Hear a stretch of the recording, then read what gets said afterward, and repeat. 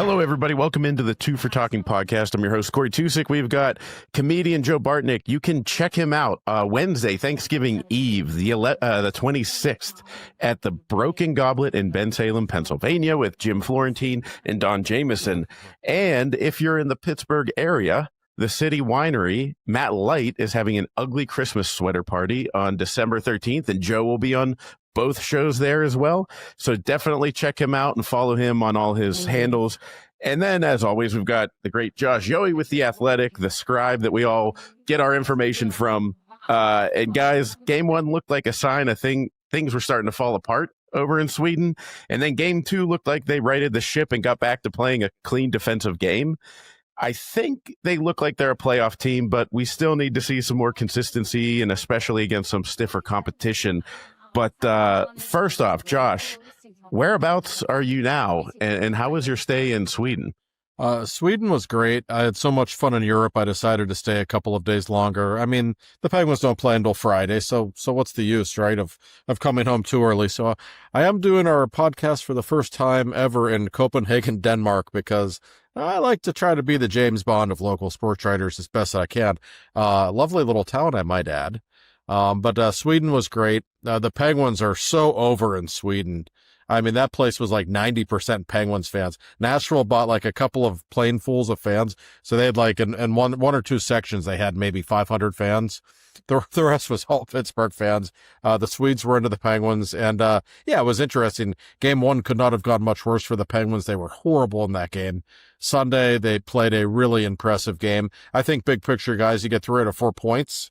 You're not going to complain. And the biggest thing of all for the Penguins in those two games, Joe, how about the goaltending? I mean, from Shelovs and Murashov, my goodness. The goaltending is really quite a story right now. That is quite a story. Josh, I want to say safe travels. I have also been to Copenhagen as well as Stockholm.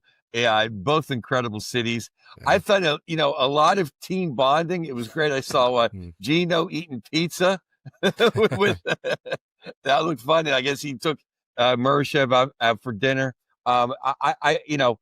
Game one, it was terrible. But I thought we'd still might steal 2 points. I think they got what they deserved.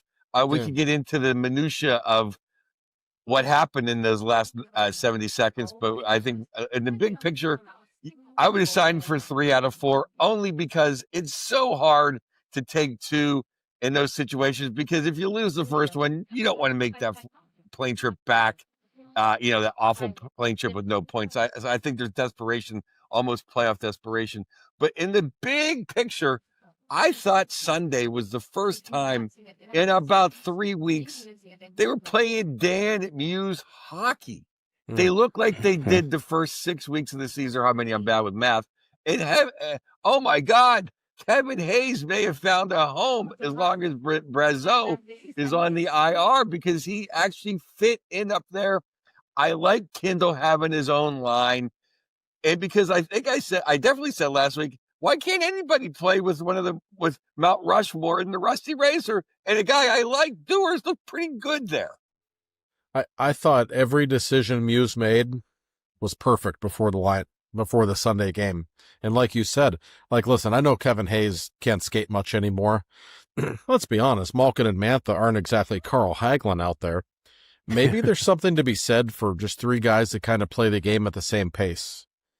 Because that line was actually really dominant on Sunday. And I talked with Hayes after the game, and he said, I was still fumbling the puck. I've only had a couple of games back. I'm hoping my hands are going to show up here. But he said it felt really good. He said we felt really good together from the first shift, and it showed. I mean, they did look good together, so I think that's wise. And you mentioned Ben Kindle. I don't think Kindle was terrible on Crosby's line by any stretch. But I also I just don't think it was clicking. And he looked immediately more comfortable in that third line center role once again. And I think moving forward, you have to go Sid, Gino, Kindle down the middle. I think, and I'll throw Lizotte in there because he's been outstanding. If that's your foundation, Joe, those 4 down the middle, you might be onto something. Absolutely. And let's not forget Lazat whatsoever, because he's given us a very nice fourth line, which actually Heinen played well on that line. Mm-hmm. No, he did. And I should mention Connor Dewar also. I think when we all saw Connor Dewar on the first line before Sunday, I was like, okay, he's played really well, but this doesn't really seem sustainable. This doesn't make sense. But then you watch the game and you realize that, no, he's not going to be on the top line forever. We know that. The Penguins are just banged up right now, but he plays that straight line style that Crosby likes playing with. You know, he's not an East-West guy. He's a very simple hockey player. And if that's the third wheel on a line with Sid and Rusty, maybe it'll work for a handful of days. We're not going to see that line together forever, no. But I think Connor Dewar and Blake Lizotte, those guys have both really become stories. Like, I think before the season, nobody was even talking about them. No one was convinced they'd even be on the team. And they have been just unbelievably solid night in and night out. And they've also scored some goals. You have to give those two a ton of credit, Joe. Well, exactly, Josh. And I'm not going to say that I was in the Lizotte fan club until this year. You know, I knew him as a king, but he's exceeded. But I always liked the rusty nail. And yeah, he may not have the finishing touch of a Chris Kunitz or the speed of a Pascal Dupuis, but he's got a little bit of sandpaper that Kunitz has. Yes. And that's exactly what that line needs, because Lord knows you don't want Sid doing any of that. And you certainly don't want Rusty doing any of that, even though he's willing. They need a guy up there to do that, and you kind of don't even want Ricard to do that. So I think it's great that they have a guy up there willing to get his nose dirty and go to the dirty areas, and maybe even just, you know, get a little rambunctious if needed. Yes. Yeah. No, completely agree. No, those two have been really good. And that's important because the Penguins have so many injuries right now. And now we've been, Koivunen's out week to week now. And we know, you know, Raquel's out and Achari is out and Brazeau is out. The injuries are really starting to add up on the Penguins. And by the way, some breaking news right before we started. We actually record this podcast at 2:00 Eastern time, which is 8:00 where I am, so I'm all screwed up. But we did just get word that Phil Tomasino has been put on waivers. I doubt anybody will claim him, so he might be on his way to Wilkes-Barre. He certainly has been a disappointment this year, Joe, has he not? Because I did not dislike him last year. I saw some things that I liked. I was excited to see what he would do under a new coaching staff. Man, has he been a disappointment. He's been 10% amazing and 90% crap. I will definitely say that. And my buddy Novak's played a little better all the time. Yes. I will say this though. I don't know. I forget what his ticket is.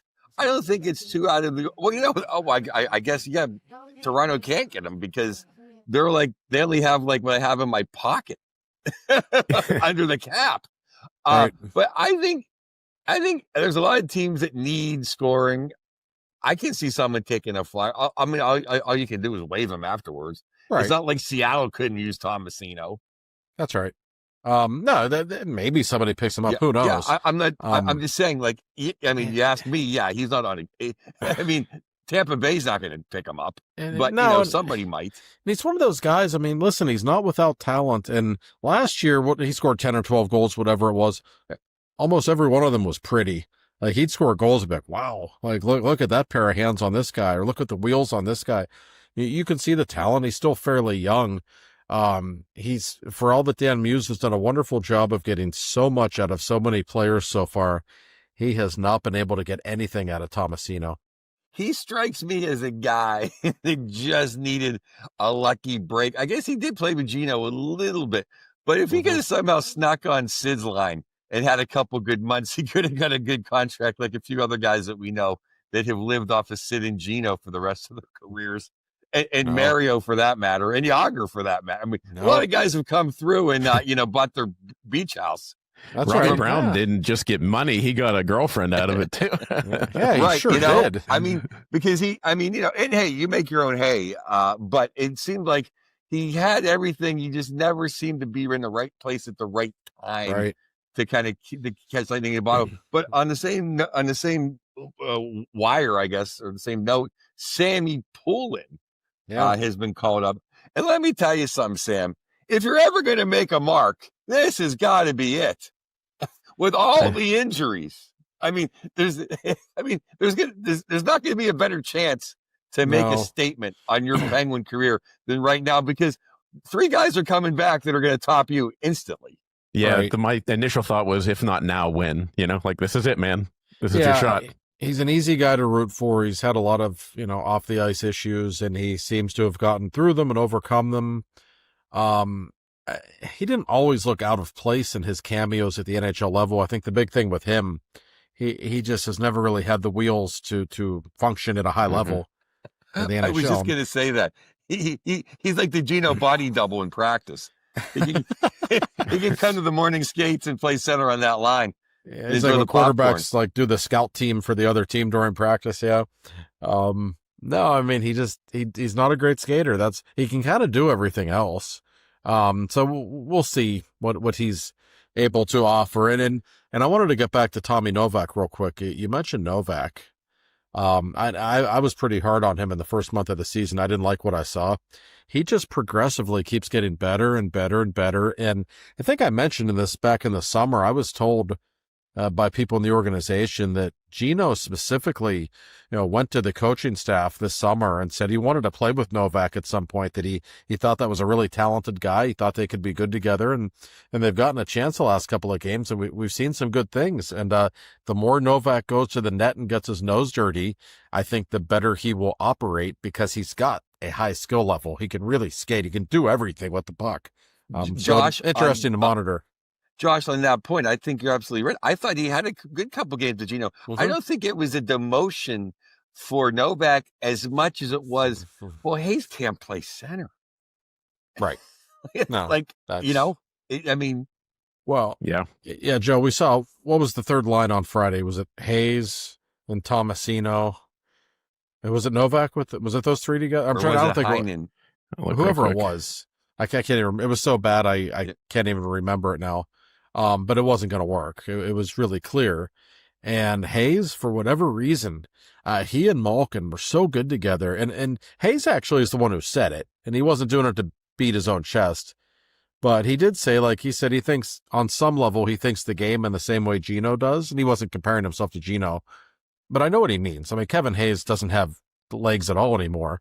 But he's never been that good of a skater. You don't score the kind of goals he has and have the career he had if you don't think the game at a pretty high level. So maybe he and Gino just click. And I have always said that I think Gino's an easier guy to play with than Sid is. I think Sid's pickier about his line mates. He feels more uncomfortable with a greater number of players. Gino's kind of like, whatever, I'll figure it out. I can play with anybody. And one thing that's gone overlooked, guys, I think, is the chemistry that Gino and Tony Mantha have. That's been pretty clear. We talked about Brazeau a lot, but Mantha's got 8 goals. He's on pace for 35 goals right now. That guy's played really high-level hockey, Joe. He absolutely is. It's funny because, I was with Mike Pursuta this morning and in between breaks and stuff. And Pursuta is, he's known to be, he's stiff on the Russian every now and then. And I said, hey, let's face it, Mike. I go, he finally has line mates. Yeah. I mean, Anthony Mantha he might not be Brandon Shanahan, but he's on some of the guys that have rolled through here. Well, and Gino's not able to play with just anybody now. He needs somebody to be on his. Last year was just sad to see Gino in that situation. I felt like he had nobody to play with, and Sid gets all the toys always. So no, it's true. And Mantha, let's not forget, Anthony Mantha's scored a lot of goals in this league. This isn't some, guy who's never accomplished anything just because he didn't necessarily live up to the billing. He's been a 20-25 goal guy many years. Tip of the cap to Dubas. Yeah, no, it absolutely is, Corey. Yeah. And Josh, think of what Gino can do now that he trusts Samantha. He trusts a Brazeau. He trusts a Hayes. He can play a give and go game. He's not trying to beat 4 guys like he did the last couple of years. No, when his wheels, it's not 2010 Gino. He just can't do it. And that actually, it's funny you should say that. I was just thinking about this earlier today, Joe.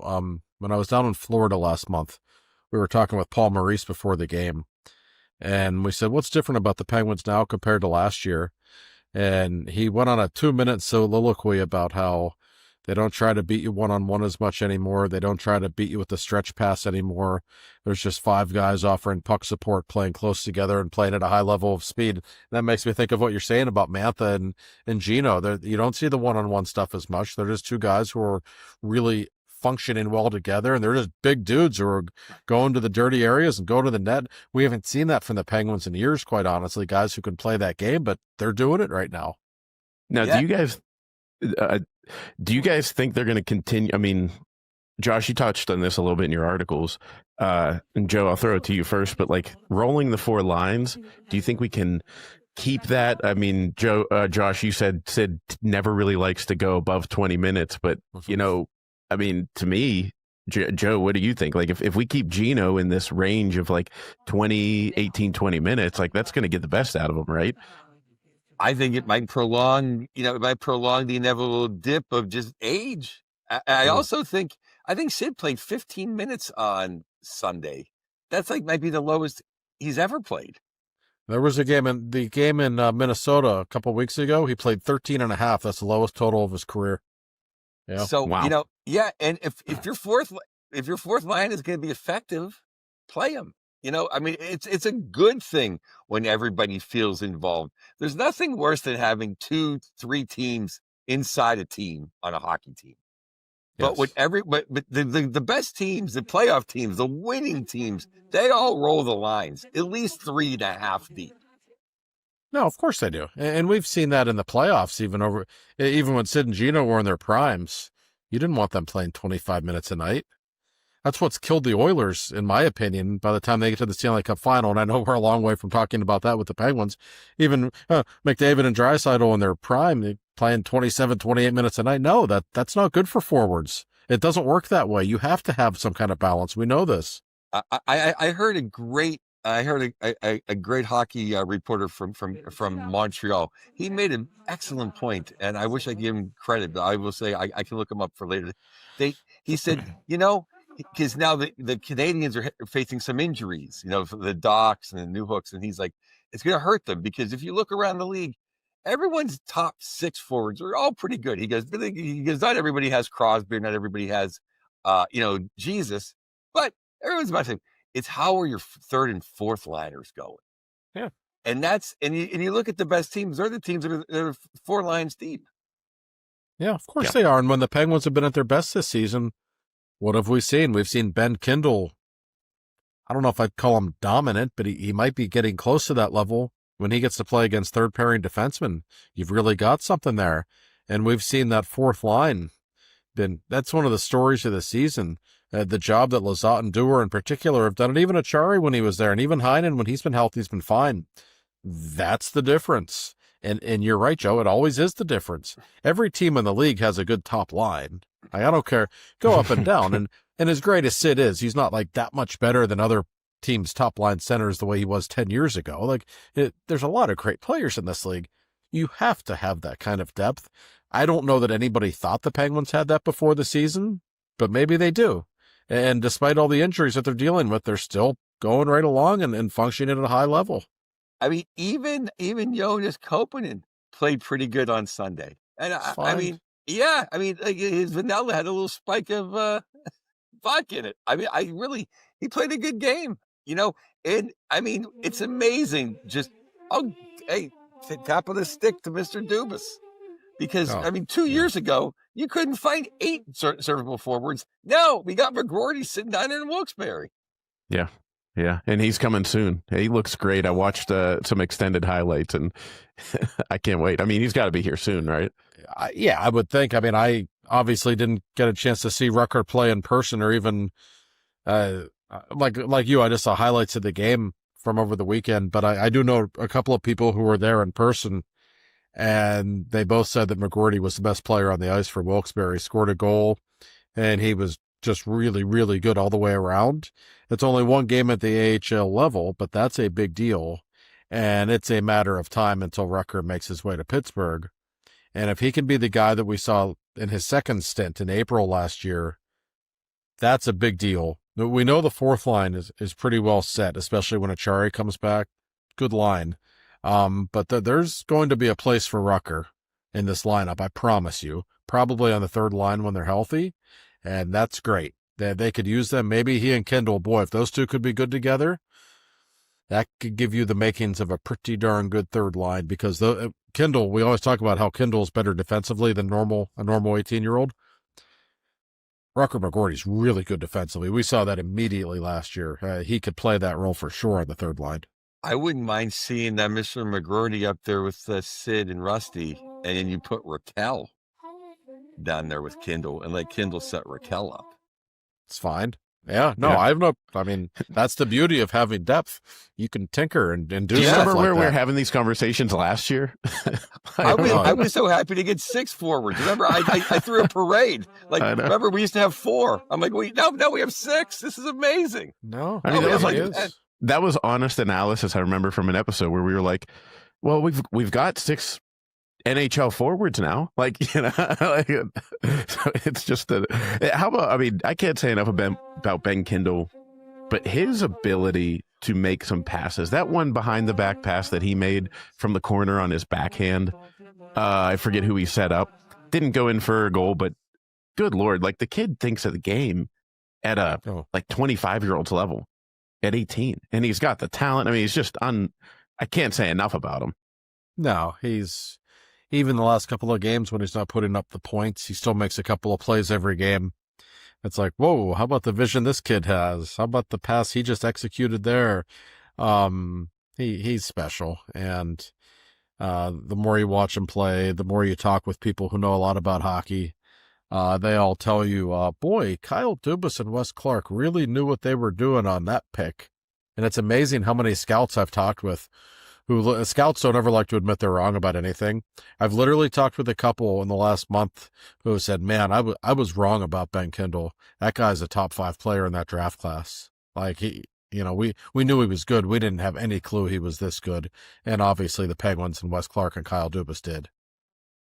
No, it's amazing. I want to get to the other, I think, big story that came out of Sweden.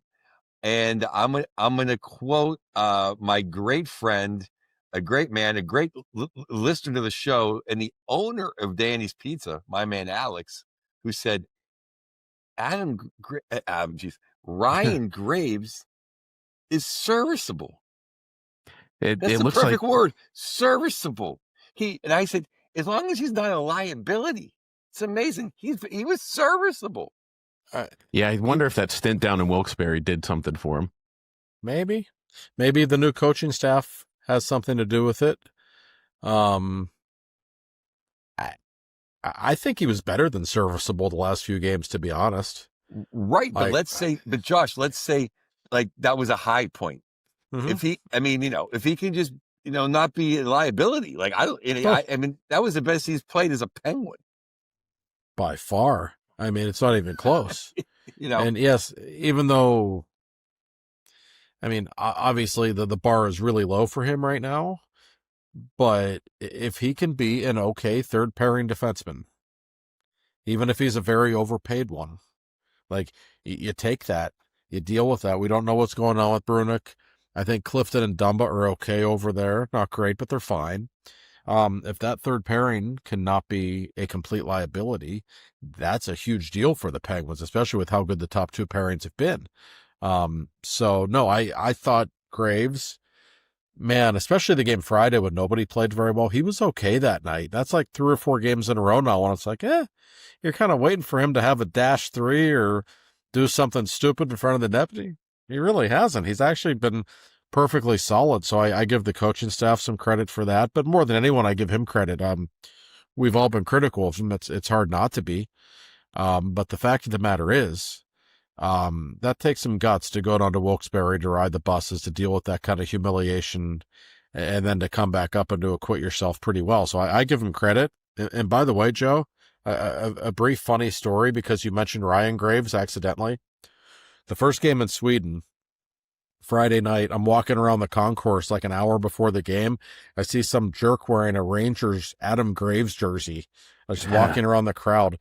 And at the same time, I'm talking with a Penguins fan from Czechia And the Penguins fan from Czechia looks at Graves, the back of the jersey. He goes, "That's very, very bad." And I just looked at him. He had the kind of look in his eye like, I think maybe he was going to take care of things with his fists after the game. I did not follow up on this story, but if there was any dude from Czechia who was arrested for assault after the game, I promise you that's exactly what happened. I have a feeling a guy from Czechia is not going to get arrested. He's going to get away with it. He was a big man, too, I might add.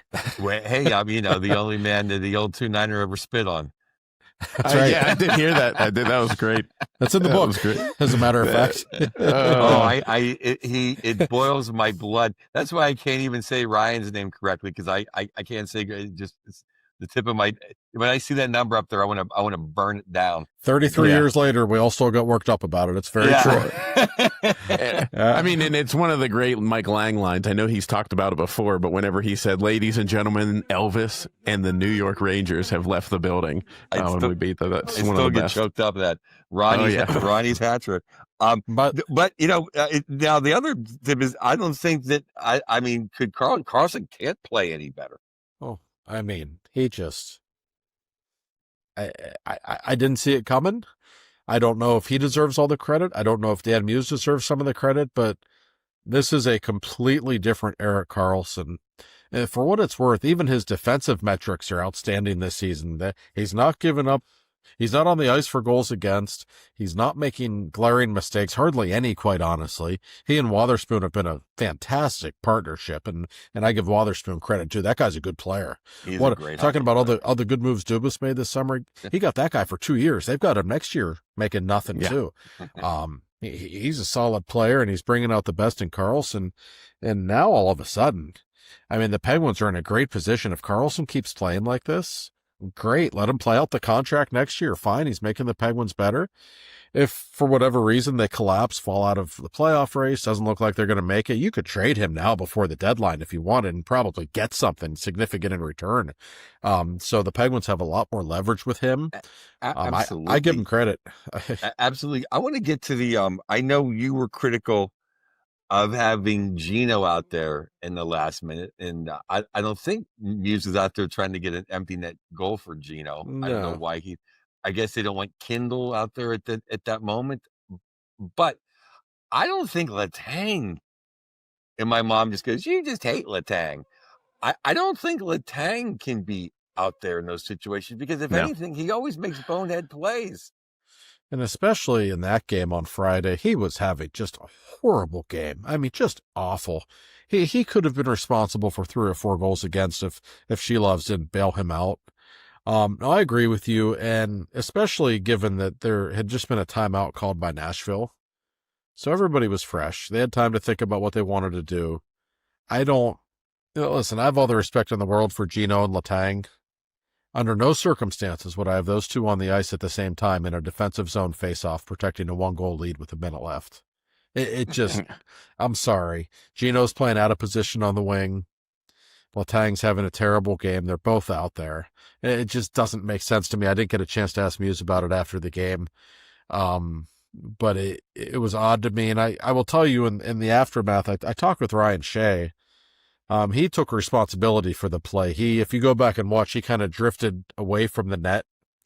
And Sid wins the draw, but he wins it right to Forsberg, who was right in front of the net. And Shea basically said that he should have stayed in front of the net, and he didn't. I don't know if it's that simple. I don't think Sid was supposed to win the faceoff in that direction. That was my interpretation. But you still can't leave the goal mouth wide open like that.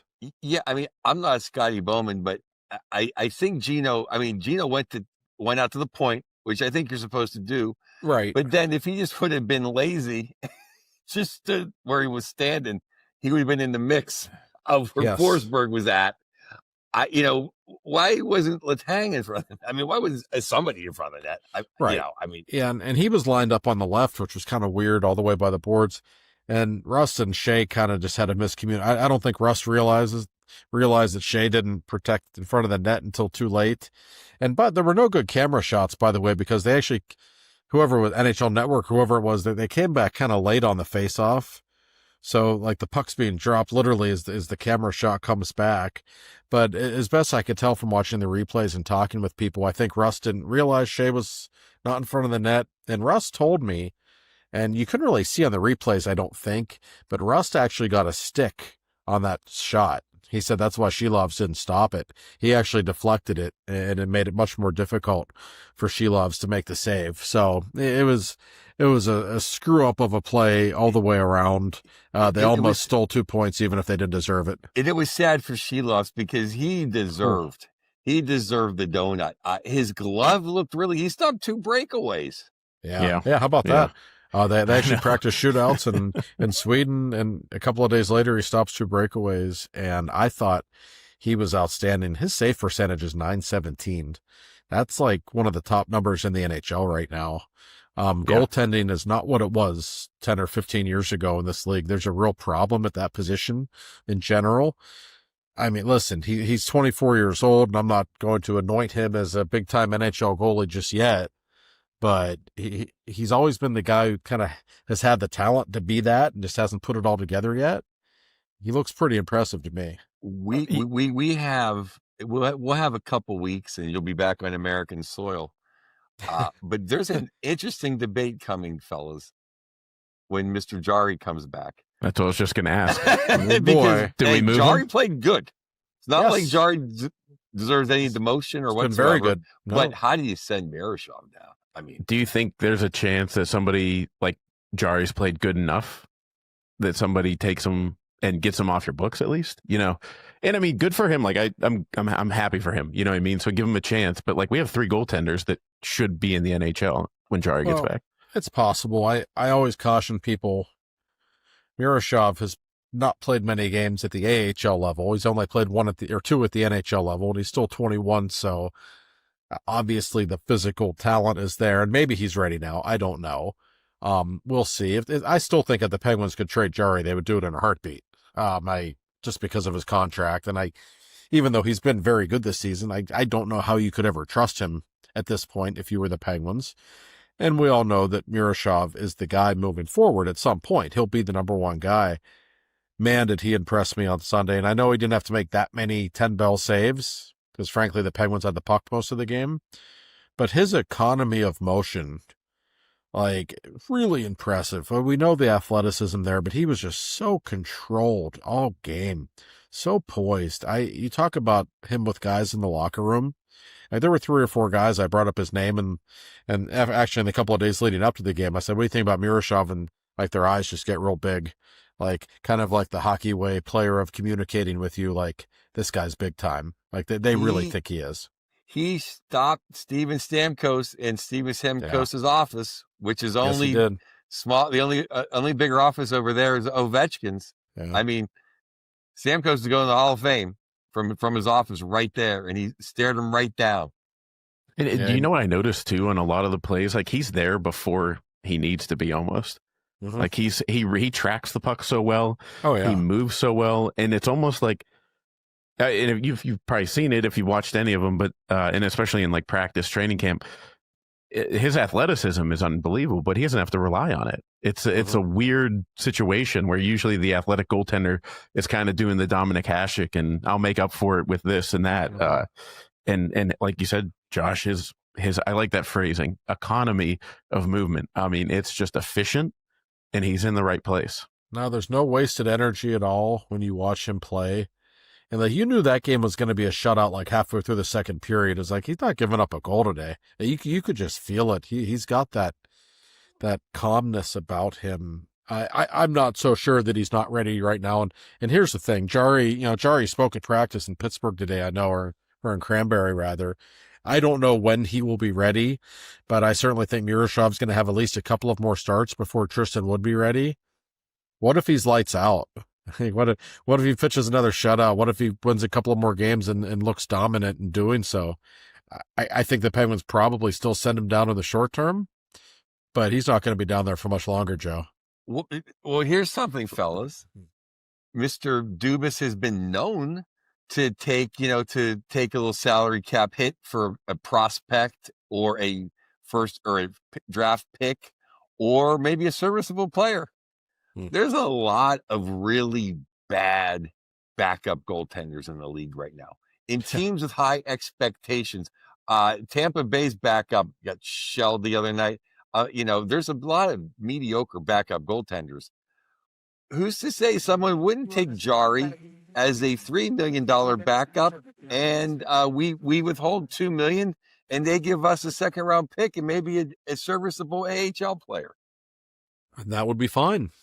And remember, the Penguins have so much cap room right now. They can do that kind of. Who cares if they lose a couple million, right? I mean, yes, yeah.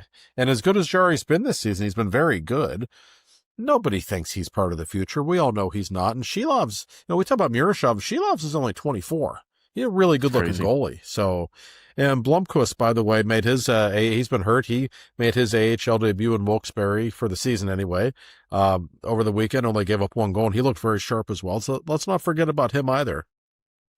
Yeah. The goaltending coaching, too. Tip of the cap to them. I mean, the coaching staff, top to bottom, we're getting people. And it's funny, too, with seeing Dubas pull all the couple summers that Dubas has had, and then you look in the standings at Toronto and see where they're at, or if you somehow get sucked into the Toronto Maple Leafs algorithm on Twitter and see all their fans complaining.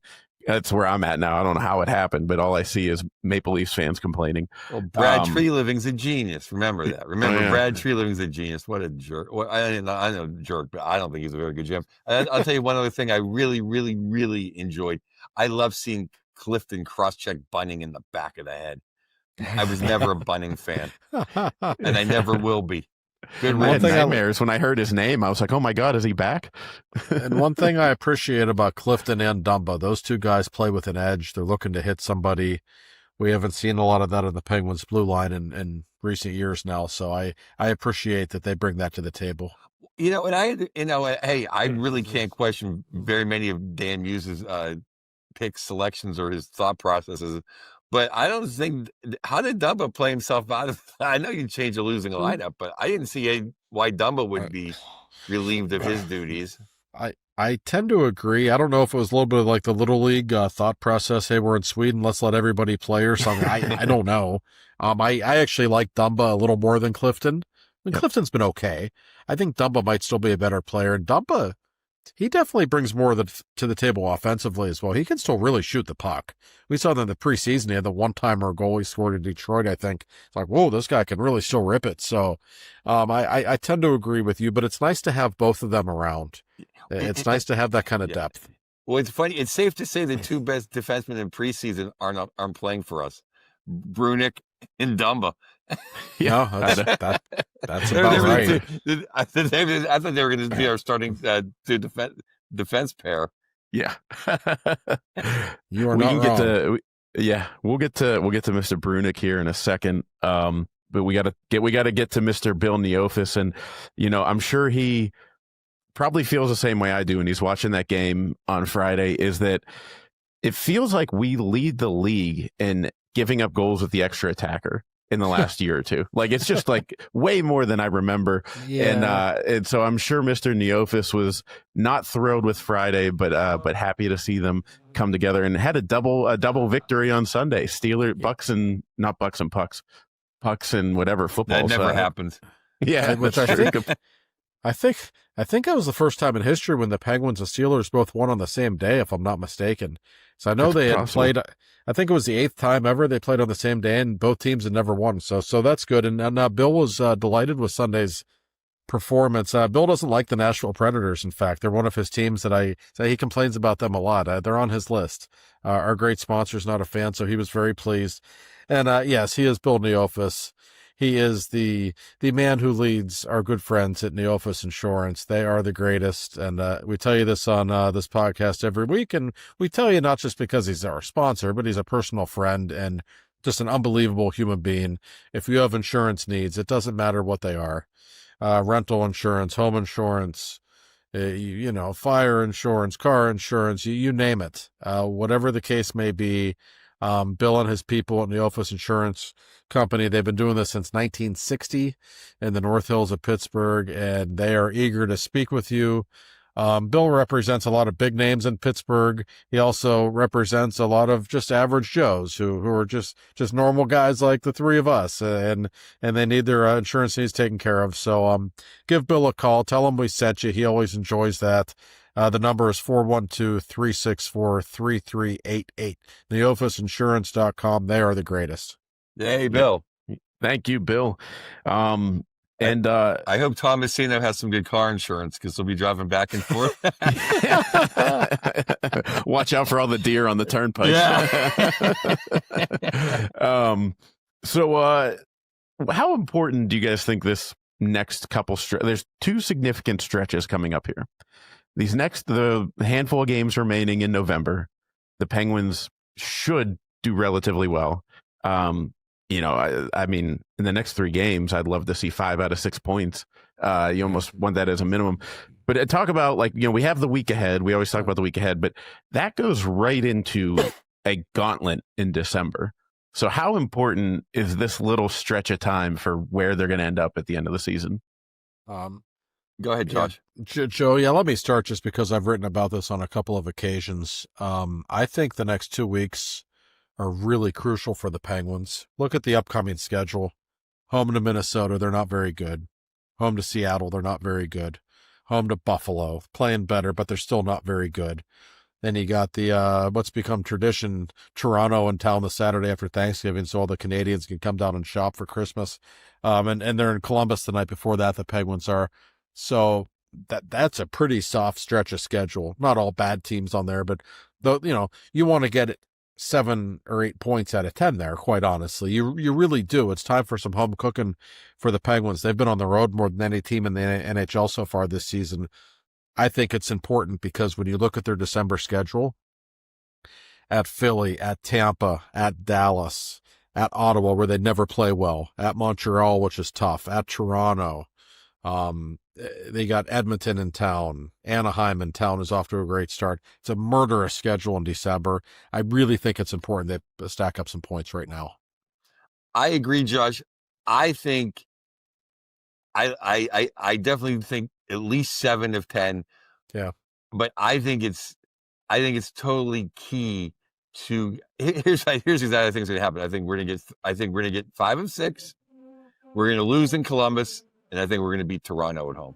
And I'll sign for that right now. And then hopefully, I don't know about Raquel coming back, but I think maybe we get Brazeau back by then, or maybe we get McGroarty, because I do believe that next run we're going to need a few more pounds on the bone.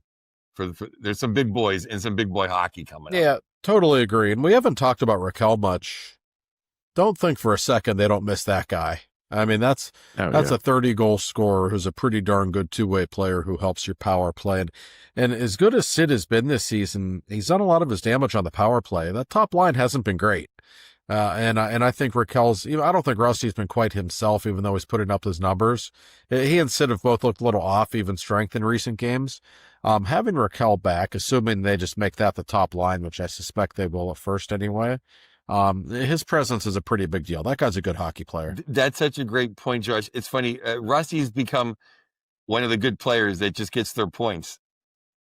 And then even when you say he's not playing stuff, he still gets his points. But I think Raquel turns a good line into a dominant line. We just haven't seen Sid and Rusty and because Raquel hasn't. We just haven't seen that line just dominate a game where they get like 5 points. Yeah, and Raquel has some extra incentive right now. Just talking with a lot of reporters I've gotten to know in Sweden, they think he'll make the Olympic team, but he's not necessarily like a 100% lock just yet. And that obviously means a ton to him, like it would mean a lot to anyone. So whenever he gets back, boy, I'm sure you're going to see Raquel playing at a pretty high level. Yeah. No, I'm think about this. We're in a playoff spot. We look healthily in a playoff spot, and Raquel's out. McGroarty's been out, and Koivunen just got hurt, and also basically hasn't shown up. Brunick, like you said, Joe, Brunick is nowhere to be found right now, and I did see online his conditioning stint can start. Is that correct? Go ahead, Joe. Yeah, no, I want to make a point because it all adds into this how important this weekend is now, and how important it was. We had to get those 3 out of 4 minimum because now we are off. I say we as the Penguins are off until Friday, so everyone's going to be gaining points now, even loser points. Mm-hmm. So the pack is going to get closer. We may be falling a little behind, so we need to stack a few points. We need 4 points Friday, Saturday. And I think those are the teams to do it with. And they left with 2 sellouts. Let's bring the boys back home strong. And these are big 4 points because it's not like we're going to be walking through Eastern Canada or walking, make hay now. Yeah, and let's not forget, for what it's worth, listen, the numbers are what they are. And I realize, like, the top of the East is right here and the bottom of the East is, like, right here. Like, it's never been closer from top to bottom. So maybe that will affect things this season. But the numbers are what they are. If you're in a playoff spot when Thanksgiving rolls around, there's like, what, an 85% chance you make the playoffs or something ridiculous. Like, that does matter. And we are, 9 days away from Thanksgiving. Like, so if the Penguins have a good week, the numbers say, there's a really good chance they are going to maintain that pace. There's a big enough sample size now. And I think that's why Sunday's game was so important, because they were in a bit of a spiral. They'd given up 3 or 4 points really in the last week that they shouldn't have. Not only did they beat Nashville on Sunday, but they did it convincingly. And I thought that was a big deal to kind of get them back on track. I will say this, Minnesota is playing better. Getting Zuccarello back really seemed to put that line in all 4 lines in order. Their bottom, the bottom guys are playing wild hockey. Yeah, they're the ruffians.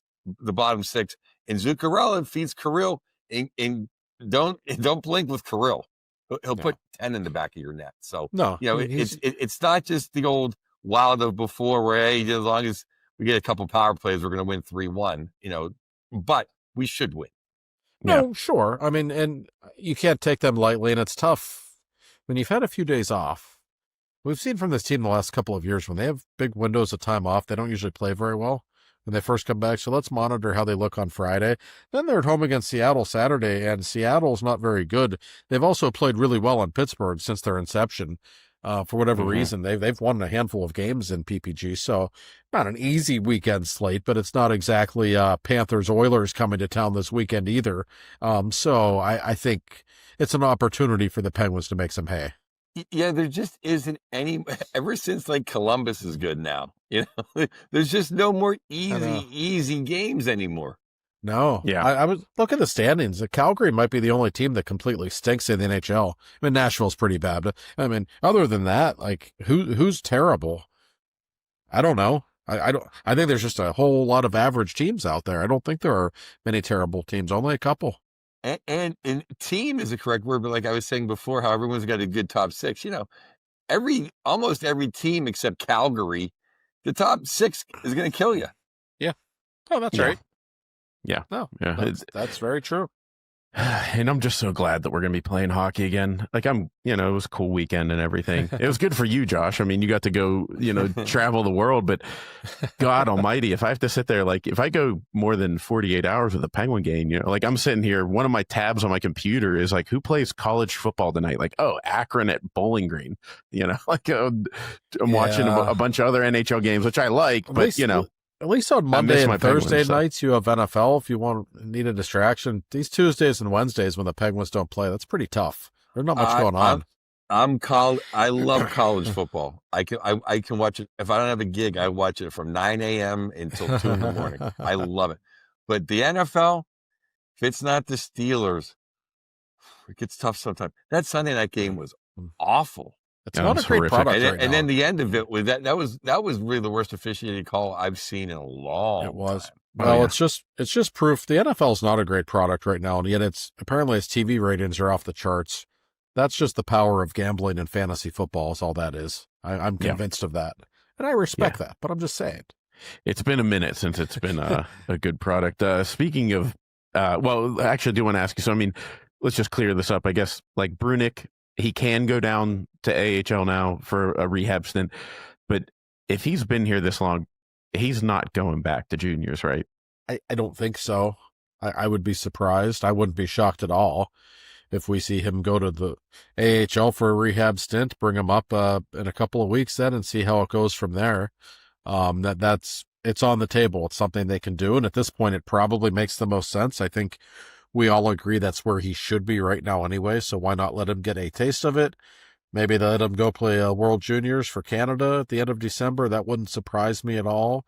At some point, they have to make a decision on how much they want him to be in the NHL lineup this season, but they're not there yet. And they got some options right now, so they might as well take advantage. I'm starting to think Joe's tied to Dubas here. I think Joe might be the one speaking through Dubas, because you were the first one that mentioned, like, let him come back up after an AHL stint and then go to World Juniors. Like, yeah, I read so much hockey news, and I knew there was a way that you could send, because they were talking about somebody else that could have been. I was like, well, Brunig fits into that category. You go down for 5 games conditioning, and then you screw out a little bit in the World Juniors. I just think it's safe to say that, whether we like one that we pick Connor Clifton or Dumba over, no one's solidified that job where it's like, well, you're not going to get Brunig doesn't have. The job is still almost Brunig's to have. That's right. He just can't be. He just has to. He can't be a liability, just like Ryan. He'd be a great partner for the more reliable Ryan Gray. Who saw that coming in September, right? No, yeah, I know, God. But that's just proving. We talked about how great Wotherspoon's been in Shea. I mean, who could have ever guessed those two were going to make? I mean, just that left side just solid. Yeah. And we talked all summer about, oh, Jesus, the left side of this blue line's terrible. And it's not. Because of those two, it hasn't been. That they have done everything right. I give them both an A+ for the work they've done this season. Those are good, solid NHL defensemen, and that changes everything, especially when you consider the way Karlsson has played. Letang hasn't been very good, as we know, but still, that's, three quarters of your top 4 is really good, and you've got some other options on that blue line. It changes everything. I'm telling you. And I don't even want to. I mean, I think Karlsson has been almost Ottawa Senator Karlsson with just missing that witch gene of being something miraculous. But as far as playing, I think he's played great. But I think Wotherspoon has played great anyway. Like, I don't think it's because he's paired with Karlsson. I think Wotherspoon's played great as well. Yeah, I think he'd be fine with anybody. Oh, no, I agree. He's no creation of Karlsson. I know there were people around the league, a lot of analytics people, who told me back in July when they signed, like, I knew who he was, I'd heard of him, but I didn't know a damn thing about the guy, to be honest with you. And I had a lot of people say, this guy's better than you think. Like, the numbers say that he is, and Dubas gave him 2 years. He obviously thought something about him that maybe other people didn't. He was there for nothing. They got him dirt cheap. He's a really good guy, too. He's a great guy in the locker room for what that's worth. The kind of guy that I think you want young players around. I can't say enough about how steady and dependable this guy has been. And Ryan Shea as well. Ryan Shea just keeps getting better and better, and he's actually gotten better with the puck, too. He can help you offensively a little bit here and there, just enough.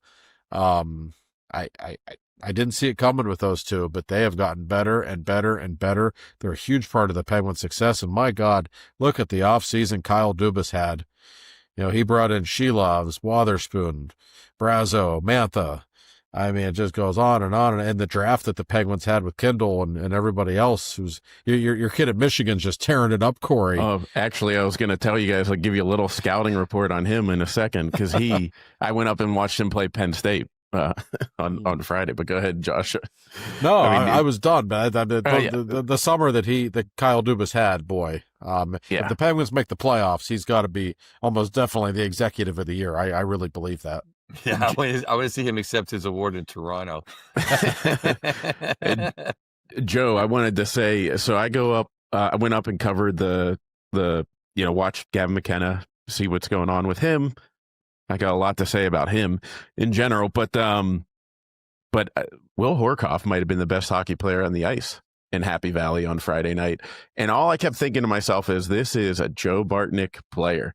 Like, he's still a little on the lankier side, but just where I happened to be stationed whenever warmups were starting, I got stuck where all the Michigan players came out. and Horkoff was one of the first ones that came around the corner, and he's on skates, and I'm like, this dude's like 9 feet tall, and he scored, I think, the second goal of the game, but like a nice little turnover, went 5-0, and he just, we forget, like, he played half a year last year as a 17-year-old in college hockey, and now he looks like, I don't see how after the NCAA tournament he doesn't come up to Pittsburgh. Joe, you're gonna love this guy. I know. Big shoulders, soft hands. That's what I was just about to say. Is he can come in April for the run. It's more proof. Sam Poulin, if you're watching, this is it. Yeah, I mean, hey, if he's ready, he's ready. He's got, was he 12 goals now, Corey? Yeah, he's leading the NCAA in goals. Yeah, I mean, and I've seen the highlights. They don't look fluky. I've talked with enough people in the organization who are ecstatic about him. And I mean, there were people in July who saw him like this guy was the third or the 3 first-round picks, but he was the most impressive one at rookie camp. He is a man-child. I mean, he's 18 years old, 6'5". He plays with a little bit of an edge too, doesn't he, Corey? He's got a swagger. Like, he's got some serious swagger. Yeah. And yeah, like, I mean, it's interesting. This is the second time I went up to Penn State to cover McKenna. And the first time I was like, when he had the puck on his stick, he did a couple, nice things. But he left something lacking. And then I'm sitting there watching the game, and I floated around the arena to talk to as many hockey personnel as I could see in the building, scouts, you name it, different people that were, coaches, all that kind of stuff. Nobody on the record, obviously. I just wanted to get a general vibe. And a lot of people had a lot of good things to say about how good Kyle Dubas is doing. And I didn't get any like overwhelming, like, well, McKenna will be fine. Because let's just say if you're a Penn State fan, I'm not going to beat around the bush. He just doesn't back check. He's not good without the puck. In fact, I had one person tell me, like, you have the puck on your stick for 25 seconds a game. What do you do the other 15 minutes? So it's like, well, here's my problem. I mean, listen, 2 things with McKenna. Number one, he's still 17 he's years 17, old. yeah. He should be in high school. So he probably wasn't going to dominate at that level the way he did in the WHL. But my bigger problem, they can say that about what's he doing, back checking, and I understand that. But he's also only putting up like a point per game. He only has, I think, 2 or 3 goals. 4 goals, yeah. 4 goals. He's not scoring goals. He's not been as dominant as people expected him to be. I haven't seen him play, so I don't want to draw any conclusions, but that is true. This makes me happy. We're, knock on wood, we're a week away from American Thanksgiving. We get some points here. We're in the playoff picture. The kid's not as good as it could be, and now Corey might not want to win the lottery. Well, let's put it this way. I still stand by it. If there's a kid that's the next Sidney Crosby, I'd put nothing but AHL lineups out there to get Sidney Crosby for another 20 years. And that's why I wanted to go see McKenna. And I was like, he looks more like a Lafreniere to me. Now, I saw your colleague at The Athletic said that he's up in the air now. Corey Prodman. Yeah. He said it's up in the air. The first overall pick is up for grabs right now. I can't say that because I haven't watched the other players play, but I will say, just watching him, it's like there's not that Sid level of tenacity, that Gino level of tenacity where you're like, oh, this guy's a guy. And ironically, Will Horkoff, to me, was that guy. Like, you're watching the game, you would think he's a senior, the way the bravado that he has on the ice. So I can't wait. I think Joe Bartnick's going to be a big Will Horkoff guy, is what I think. I'm already a big Horkoff guy. I love it. I love that pick. And I ate my words on Kindle. I really did. Yeah. But here's a question I asked. If you guys don't have the answer, I don't. What's Bill Zonin up to? That's a good question. Was hurt. Okay. I wasn't hoping he was hurt, but I'm like, where is he? That's why we haven't heard anything about him. Yeah, he was hurt. That's why we didn't see him in training camp. I believe he made his debut just last week to start the season, if I'm not mistaken, Corey. Yeah. In the Ontario Hockey League, I think. He was dinged at camp. Yeah, that's so. An interesting thing about him, Bill Zonin, from everything all the scouts told me, of the 3 first-round picks, he was the most sure thing. Like, I know people who have talked to him said he had the highest floor. Like, I don't know how many goals he's going to score, but he's going to be a good second or third line player, if nothing less. They just love his tenacity, love the way he plays. So this may have been an unbelievable draft. Well, he was a young Wayne Simmons, I believe, is what was told. Now, the last time someone was who was the sunflower that was compared to Horny? Oh God, Zach Aston-Reese. Zach Aston-Reese. He had 400 hits. He didn't knock anybody down. That's almost impossible. Right. He would go bowling and hit a pin and wouldn't knock it over. I'd be looking at the score sheet after games, like 8 hits. Like, what the hell? I don't remember one of them. Yeah, like, collided into 8 people. Yeah, they're bumps. They're not hits. They're bumps. That's right. Yes. Yes. Yeah. To answer your question, Bill's on and is back in action, but just played 2 games so far. Where's he playing, Corey? Who's he with? He is with the Blainesville Armada. That's the Blainesville Boys Beyond he's in the queue. In the queue, yeah. So I mean, he is a player that was viewed as one of the safest first round picks. He's just gonna be a good player, just a tenacious 2-way guy. So, if that comes to fruition, I'm telling you that this draft is gonna, and some of the other guys they took later in the draft, just watching them in training camp, like these are going to be NHL players. This may have been one of the great drafts in Penguins history. May I ask a question? And if either Corey or Josh knows the answer, please. Can you go from the Q to the AHL this year? No. I think next year.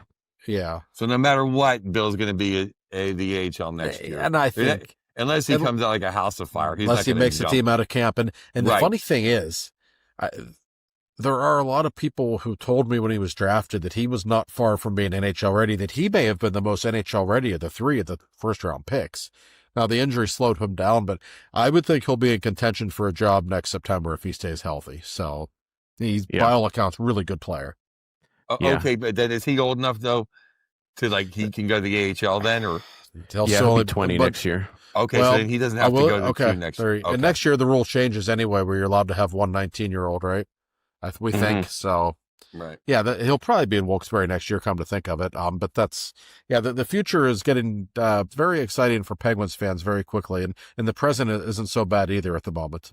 Yeah. Yeah. And there's some, I mean, just looking through the NHL's prospects for the first round, there's some really solid players, solid defensemen too. I'd like to see them get, but I mean, all of a sudden, things look good in Penguin land, and I love it. Yeah. Speaking of defensemen, before we move to hockey, I just want to make a statement. I don't think I've said it on this show. I want everybody who hears, all of our great fans and listeners. We love you. Thank you for listening. I'm going to give you guys a little tip. Watch Schaefer on the Islanders. Oh yes, he's incredible. This is no disrespect to the mighty Quinn. Schaefer is number 2 after Cale Makar. He is an incredible watch. He's incredible. Somebody in Sweden asked me if I thought Ben Kindle could win Rookie of the Year, and I said no. Have you seen the kid play in Long Island? Like, with all due respect to Ben, who might be a finalist, Schaefer looks like an absolute superstar.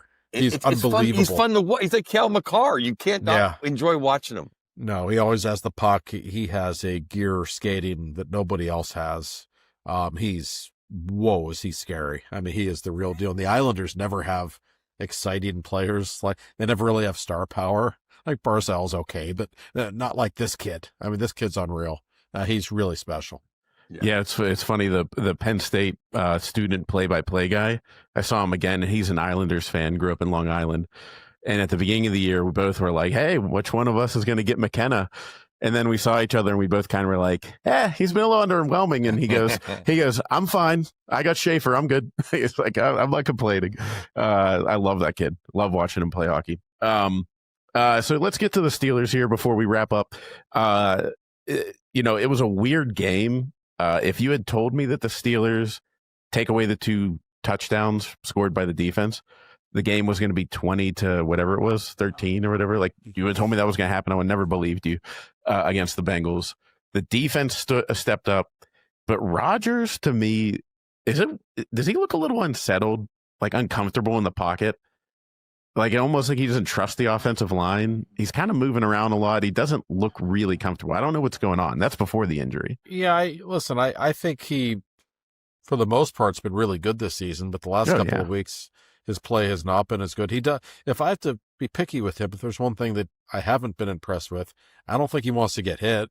Like, it's pretty clear to me that he's not necessarily always willing to stand in there and take a beating. And Ben was the same way at the end of his career. Nobody took a beating more than Ben. His last year or two, you kind of felt like he didn't want to deal with that quite as much anymore. I do see that with Rodgers. Now, I guess the word is his wrist is not broken, according to Mike Tomlin, so that's good news. He may play in Chicago this week. I will say, I thought Mason did a really nice job in relief. Thought the offense functioned fine. And yet the biggest story to me is that the defense in the last 3 weeks, all of a sudden, it has more than a pulse. It's actually been pretty good, Joe. Better late than never, I guess, as pathetic as it was the first 7 or 8 games of the season. They seem like they've really found something with the new look secondary. That's exactly right. They found something, the dagger, Mr. Duggar, with the big pick. The safety back there really adds. They finally got a pass rush. The guy who's replacing 56. Somehow I forget guys' names. Nick Herbig. Yeah, Herbig just played great. But I want to touch on the QB situation. I've been a big Rudolph fan since he saved Christmas. By that I mean he got us to the over. Yeah. As we all know, we're all if we hit 9 wins, I'm good this year. Yeah, we were all friends of the dark arts on this show. I was pro Rodgers. Terrible game in San Diego. This one was okay. I think we look better with Rudolph. He stands taller in the pocket. He stands an extra couple seconds in the pocket. He knows all the plays. Just his little wiggle scramble got us a couple more bigger plays because he got out of the way. I'm fine with Rudolph playing the rest of the every Wednesday, and I just want to thank Mr. Rodgers for his service, and I think he's going to come back. But if he misses this week, I don't think that's the worst thing that can happen. Yeah. Let the wrist heal. He can take an extra bye week. It's not going to hurt us. Might be good for him to miss a week or two, right? If nothing less, Mason's one of the best backups in the league. He's proven that, I think, especially with what he did 2 years ago, like you said. I thought he was really solid in that game. You're right. He knows the offense. He's pretty accurate. He just does everything at a relatively high level. And I will say the same thing about this game in Chicago that I said about the Penguins schedule. Now, granted, Chicago is 7-3, but I don't think they're really a 7-3 team. They're getting better, but it's a winnable game for the Steelers. And I bring that up because the next 2 games after Chicago are home to Buffalo and at Baltimore. I have a hard time imagining the Steelers winning either of those games. It's possible, but you better beat Chicago. You beat Chicago, that makes you, still a game ahead of the Ravens at worst. You're 7-4 then, I think. It gives you a little bit of wiggle room. I know it's an NFC game, whatever, but it almost feels like a must-win when you look at the rest of the schedule, especially when they still have to go to Detroit and then have Baltimore the last game of the year. It gets really nasty. Yeah, I'm not even trying to put down the Bears, but this is the only game that I would think that we could win. Just the Dolphins. They got home to the Dolphins on Monday night. They should win that game, but I mean, it's a Monday night. It's who I don't know. I'd like to win this one, and then maybe it just seems. But I want to get this interesting thing about Mr. Rudolph is. It's floating around. I know you're in Denmark now. That floating around Pittsburgh. I don't know if you heard of Corey, but there's a topic of like if we just would have kept Rudolph the first time, and just not dealt with all the Kenny crap and the Duck crap and the Wilson crap, that we'd probably be way further ahead as an organization. But to that, I want to pose this question. I don't know if Corey, you can put this on the website, or the guys at the studio can put this up. But I want to run a poll. We have a ton of listeners, and I love you all. Who's more annoying, Kenny Pickett fans, Pirate fans, or the fans of that Ohio State third string quarterback. People are calling for him. That's like saying I want to win the lottery. Yeah. Get the hell out of here. Yeah. No, and don't get me wrong. Will Howard, probably one of the best 6th-round picks you could ever have, but he is a 6th-round pick. Let's not forget that. You know, yeah, he's and not Tom Brady. And I bring some objectivity because Corey's a Michigan fan, so I know he's never going to, you know, and it's Ohio State. You guys were making fun of Ohio State after the first couple of weeks because they didn't look that great. Like, I'm sorry, nobody's going to beat them. I know you don't want to hear that. Maybe Georgia. I'm an SEC loyalist. Maybe they're Georgia. A great team. But that's my point. All I'm saying, though, is how can you be calling for that guy? What Rudolph has done for this organization? Are you kidding me? He's a 6th-round pick, and I see these people on Twitter say, "Oh, Tom Brady was a 6th-round pick." Like, shut up, go away. That was a one-time, right? That's a one-time occurrence. It doesn't really work that way. I was actually in Latrobe a couple of days this summer and saw Will Howard play. Nothing impressive. Like, he's okay. But you know, Mason Rudolph is far more physically gifted. He actually has experiences. I don't know what that is. Is that like Ohio State fans who are also Steelers fans? Is that who those people are? He won the Sammy Baugh and like the Johnny Unitas Award. You know, Rudolph carried us to the playoffs. Right. Will Howard hasn't taken a snap in anger in the NFL. Yeah. And you're calling for him? He's barely against practiced. The Ravens? I'm like, he seems like a nice kid. It's nothing personal. It's just bizarre that so many people want to see him. Like, why? Like, he lost to a 7-5 Michigan team that didn't have a quarterback. You know, like, and he was I know he won the national championship, but I mean, look at the offense that he had surrounding him and the 1st-round picks he had. Yeah, that kind of goes a long way. That's what I'm saying. I don't understand. It just goes to show you how, no offense, fans, how dumb some fans can be, because it's just like, you know, like the story, like, you know, somebody like, oh, how do you not want the story? Like, I heard somebody say that, and I'm like, well, yeah, sure. Like, who wouldn't want the story? Who wouldn't want to have Tom Brady reincarnated on the Steelers? Like, of course, sure. Is it going to happen? No, like, it's not going to happen. The odds are the odds are so against it. It's baffling to me. He seems like a nice kid. It's not a personal thing, but I think this just goes to show how desperate the fan base is to find that next young quarterback. I want to read about the story when it happens in Tennessee. I don't want to see the story go 1-9. Yeah, yeah, exactly. Yeah, exactly. I think Mason Rudolph's good enough to win you a playoff game or two. You know, I mean, Mason Rudolph honestly might be good enough to randomly win a Super Bowl MVP. You know, those random Super Bowl MVPs that like come out of nowhere and don't, you know, I'm not saying he's going to, I'm just saying, but like, he's not, that's not what Will Howard is, at least not yet. Like, Will Howard is not going to do anything that's going to, you know what Mason at least is? Like, Mason's at least good enough to get you to the playoffs. We know that because we've seen it. And that's where they are right now, just still trying to get there and trying to avoid another collapse. Steelers fans have gotten really strange on social media, by the way. And Steelers fans, don't get weird on me. I did not say that Mason Rudolph is going to win the Super Bowl MVP. I'm just saying there's no way that Will Howard is. Like, like in the world where you think Will Howard is, Mason Rudolph is Tom Brady. Well, it has to just be, that's why I said Ohio's, I forget his name, Will Howard fans, Kenny Pickett fans, and Pirate fans.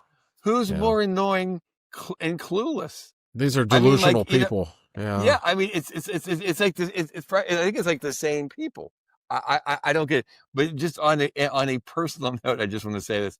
This is like kind of my first Sunday in Pittsburgh, watching the Steeler game, at home on my television, and I forgot what it was like to be in Pittsburgh at home, because I wanted to really watch the Chiefs game, and I had to watch an AFC North classic with Shador. Oh. I almost bought the package right there.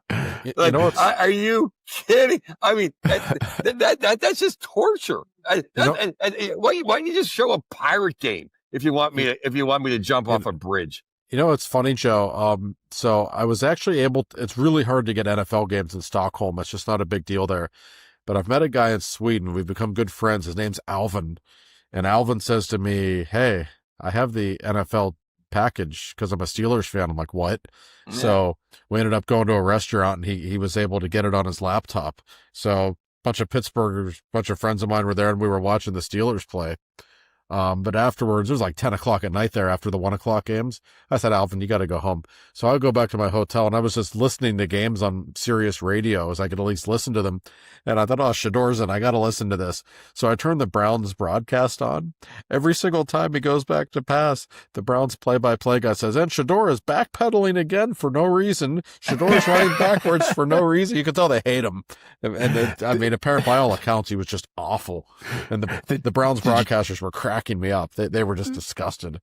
Did you ever see the meme where it said like, hey, to all the haters that said I couldn't do it, actually you guys were right, congrats, you were pretty spot on. Yes. Like, that's I saw the Ravens giving the watch celebration every time he threw an incomplete pass. It was that's fun. I'll tell you what, the other really bad quarterbacking play was the Geno Smith experience last night. He looks really bad. That's how bad Kenny Pickett is that they haven't put Kenny Pickett into play for Geno Smith yet. Well, yeah. Well, it's not a good situation for the Raiders. No, it was. I mean, like I really wanted to watch that Detroit Philly game, and that was terrible. So I was lucky enough. I'm like, you know what? I'm just going to start watching like TiVo the Ranger Detroit game, and that was fun at the end. I don't know if you guys caught that, but it was 1-1. Everyone loves Lucas Raymond. Just puts on a clinic on Jonathan Quick, I mean, I was a big Quickie guy. I hung out with him in L.A. when he was in L.A. and won my mistress 2 cups. That might have been the best game I've ever seen Quick play. Yeah, I heard he was incredible in that game. It was incredible. And then Appleton shot the puck in the net.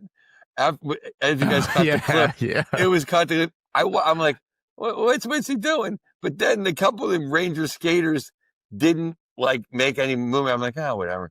And then Jonathan Quick came out like George Brett when they found the pine tar on his bat. He just went straight to Appleton. And I mean, if Rempe was not on the IR, it'd probably still be fighting right now. I think it literally would have been the first true bench clearing brawl in like 30 years. Yeah. No, I was in the house that Bob Probert built too. You know, it would have been nice. No, that was in the Garden. Oh, it was in the Garden. Yeah. Oh, I thought it was in Detroit. No. Well, you know, Bob Probert, which, by the way, I don't know if anyone knows this. There's a skating drill called the Probert because he was so bad at skating that it's a drill people have used for a long time. But that was what he used to the Probert is what he used to be able to become an NHL player that could box. Well, you know, I mean, hey, Proby could actually play. And I'll tell you, on my other podcast, Puck Off, we interviewed the director of the Bob Probert documentary. It's a great documentary about how he grew up across the bridge from Detroit. And I mean, it was just a different league back then, people having a good time. And no one had a better time than Bob Probert. Yep. Well, and nobody's had a better time than our fans because we appreciate you guys. I mean, we love it. You guys are. I mean, the numbers are huge. I'm not going to sit here and brag about numbers, but like we know you guys are there. You guys are calling into our sponsor all the time, hitting us up all. So we appreciate all of you. And you know, you all go check out Josh's articles. I'm posting some stuff on 2fortalking.com. So is Joe. And then go to joebartnick.com as well. Because if you can't make his Thanksgiving Eve show or the ugly Christmas sweater party, then please do follow Joe on joebartnick.com for his shows. But we appreciate you guys, all of you. And guys, this was fun. So we'll hopefully have a couple more wins under our belt, and then we'll be good to go next week. Please, I don't want to be sad next week before Thanksgiving. Give me 2 points. 4 points. 4 points. 4 points. Let's go for it. All right.